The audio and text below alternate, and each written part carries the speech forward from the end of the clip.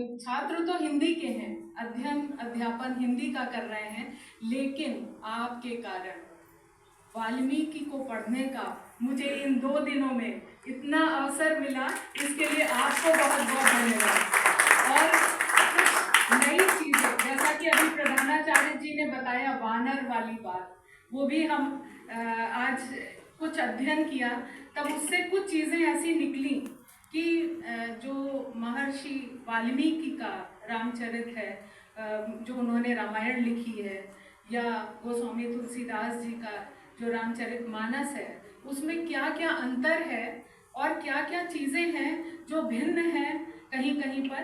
तो उस पर हम लोग थोड़ी सी आज चर्चा करेंगे, और कुछ त्रुटियां हो सकती हैं क्योंकि अध्ययन संस्कृत का बहुत प्रगाढ़ नहीं है, लेकिन जितना भी कोशिश की है मैंने, तो आप लोग उसको देखिएगा।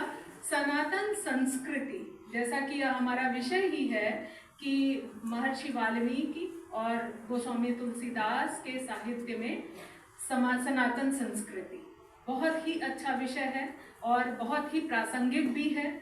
और आज हमें और भी बच्चों के लिए ज़्यादा इसलिए ज़रूरी है कि आज हम राम से दूर होते जा रहे हैं, इसलिए शायद हम शांति से भी दूर होते जा रहे हैं, जो जीवन में आनंद है उससे भी हम दूर होते जा रहे हैं। तो उसका कारण क्या है? क्योंकि पहले हमारा भारत देश शांति के लिए जाना जाता था, शांति की तलाश में लोग पश्चिम से हमारे यहाँ आते थे, और आज हम ही बहुत अशांत हो गए। डिप्रेशन एक बीमारी के रूप में, तो ये सब डिप्रेशन वगैरह सब हवा हो जाएगा अगर आप राम से संबंध रखेंगे। तो ये जो सनातन है, सनातन का मतलब होता है शाश्वत। जो जन्म ही नहीं हुआ है तो वो खत्म कैसे होगा? इसलिए हमारी संस्कृति क्या है? सनातन संस्कृति है, जो हमेशा से चली आई है, और ये हमारे जीवन शैली का अंग बन गया है। इसलिए ये हमारे संस्कारों में, हमारे रीति रिवाज, हमारा धर्म, हमारा जो, देखिए धर्म की भी परिभाषा आगे हम बताएंगे कि हम लोग बड़े सीमित अर्थ में धर्म को मानते हैं, बल्कि धर्म वो नहीं है जिसके लिए हम लोग लड़ाई लड़ते हैं। धर्म भी एक शाश्वत चीज़ है, एक सनातन प्रक्रिया के अंतर्गत आता है। और ये जो हमारी संस्कृति है, इसमें धार्मिक, सांस्कृतिक और आदर्श मूल्यों पर आधारित ये हमारी सनातन संस्कृति है, हमारा सनातन धर्म है। और हमारी जो ये शाश्वत है इसीलिए कि मतलब ये कभी पैदा नहीं हुई और न इसको किसी ने पैदा किया है, इसलिए ये चली आई है और चली आती रहेगी, हमेशा रहेगी। तो ये जो कर्म है, पुनर्जन्म है, ये हमारे जो आत्म साक्षात्कार है, जो योग है, जो भक्ति है, ये सब कुछ हमारी सनातन संस्कृति के ही अंतर्गत आता है। अगर कुछ गलती होगी तो आप क्षमा करेंगे, क्योंकि आप हमारे बड़े हैं और मार्गदर्शन हमारा मिले आप लोगों के ही, उससे मुंडे मुंडे मतिर भिन्ना, बहुत सारी चीज़ें हम लोग हो सकता है कि अलग अलग धारणा रखते हों, लेकिन जैसा मैंने समझा जाना, ये मेरी अपनी बुद्धि के हिसाब से है। तो ये राम कथा है, ये हमारी संस्कृति का मूल है। हम क्यों राम कथा की बात करते हैं? ये हमारी संस्कृति का मूल है। और जब हम बात करते हैं वाल्मीकि की, महर्षि वाल्मीकि की, तो ये राम के समय में हुए थे, इसलिए इनका जो इन्होंने जो वर्णन किया है वो इतिहास है। इतिहास, जैसा कि अनेक प्रोफेसर यहाँ पे इतिहास के हैं, इतिहास इससे मिलकर के बना है, मतलब ऐसा निश्चित रूप से हुआ है। जो निश्चित रूप से हुआ है वो घटनाएं या वो समय जो हमें बताता है, वो इतिहास के अंतर्गत हम उसका अध्ययन अध्यापन करते हैं।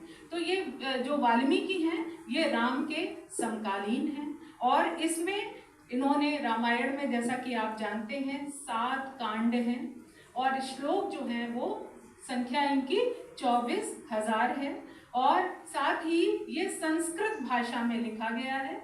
आप सभी जान रहे हैं। और उस समय की जो समाज व्यवस्था थी, उस समय की जो वर्ण व्यवस्था थी, उस समय की जो जाति व्यवस्था थी या धार्मिक या राजतंत्र था, उसके बारे में हमें इसमें देखने को मिलता है जब हम इसको पढ़ते हैं।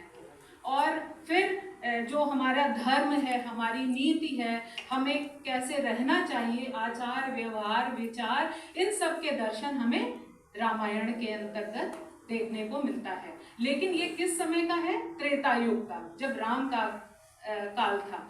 और ये, लेकिन जब हम गोस्वामी जी की बात करते हैं तो वो कालखंड अब बदल जाता है, क्योंकि ये कालखंड कब का आ जाता है? ये 16वीं शताब्दी की बात है। अभी अकबर जहांगीर के समय की बात है, जब हमारे बीच तुलसी का प्रादुर्भाव हुआ और उसमें उन्होंने रचना की। देखिए, जो कवि होता है, जो लेखक होता है, जो रचनाकार होता है, जो साहित्यकार होता है, वो अपने परिवेश से प्रभावित होकर के लिखता है। तो उस समय परिवेश दूसरा था वाल्मीकि के रचना के समय में, और अब परिवेश बदल गया। अब परिवेश क्या हो गया?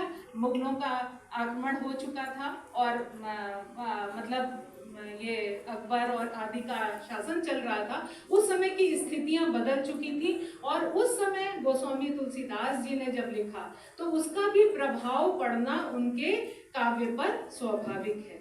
और ये क्या है? ये है रामचरितमानस।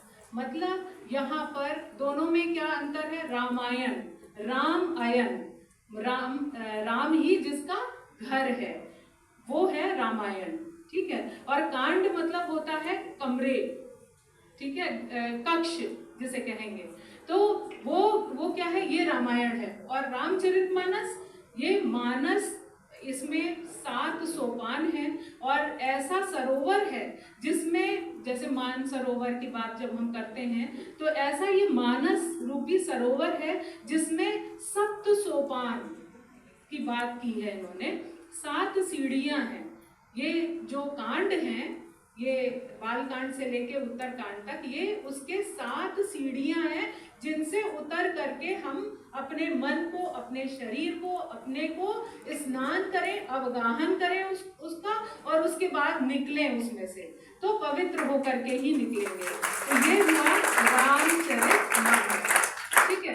तो ये जब हम बात करते हैं तब अब यहाँ पर देखने की बात होती है